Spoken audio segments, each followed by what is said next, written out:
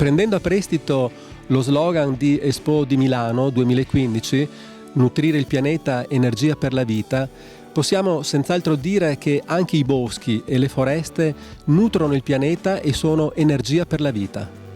La stessa Unione Europea, con la sua strategia per le foreste, affida ai boschi un compito straordinario nella lotta ai cambiamenti climatici. Ma i boschi non hanno solo una valenza ambientale e naturalistica, il loro potenziale economico è infatti enorme e va sfruttato con intelligenza. Sono questi i temi trattati nel convegno Valori e prospettive della gestione forestale nella Regione Veneto, organizzato da Coldiretti Veneto, in Consiglio, la foresta regionale gestita da Veneto Agricoltura. E io direi che il futuro è sicuramente di tutela per il territorio e sta più che altro a noi valorizzare effettivamente questo patrimonio che abbiamo e gestirlo nel giusto modo, nel corretto sistema, per far sì che sia un beneficio per il territorio locale. Siamo in una zona veramente splendida, ma soprattutto che va a beneficio anche di tutta l'agricoltura e tutto il territorio veneto. Salvaguardare la silvicoltura, salvaguardare il bosco, curarlo dà sicuramente delle opportunità alle imprese, al territorio e all'economia tutta. Quindi non solo una valenza naturalistica, ambientale, ma proprio anche una valenza economica importante.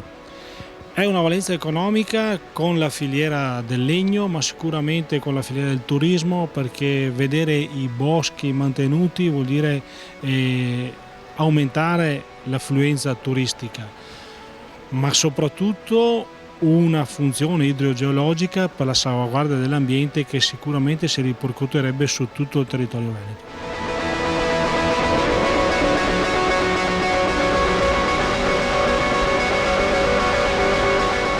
Il Veneto è ricco di imprese, artigiani, industriali che trasformano il legno, che poi diventa i nostri mobili, i pavimenti, le nostre stesse case ormai con le nuove tecniche. Ecco, però la materia prima spesso viene da lontano, è una materia prima di importazione che poi con capacità le nostre imprese trasformano e riesportano in tutto il mondo. Quasi 3 miliardi di fatturato,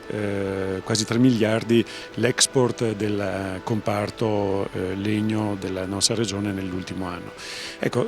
creare una logica di filiera vuol dire cominciare a usare il nostro legno, il legno prodotto dai nostri boschi, per le nostre imprese. Ecco, in questa logica sta lavorando per esempio il Consorzio Legno Veneto, che raggruppa già alcune decine di imprese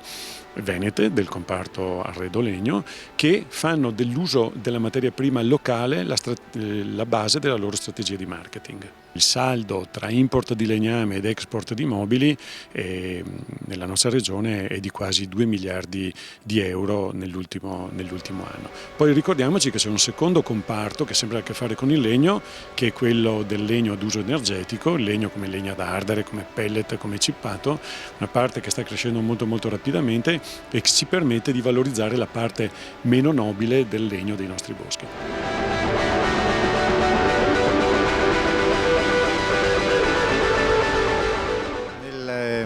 Programma di sviluppo rurale ci sono delle misure forestali, poi ci sono anche delle misure infrastrutturali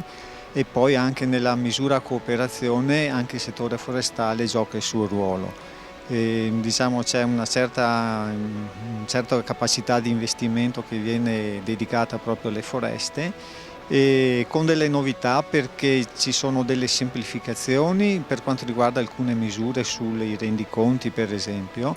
Ci sono degli allargamenti per quanto riguarda per esempio i tipi di imprese che possono accedere, soprattutto le imprese di trasformazione, e questa è una novità grossa perché consente di andare un po' oltre il concetto per il passato solo quello del taglio, allestimento e sbosco delle piante, ma anche quella della trasformazione del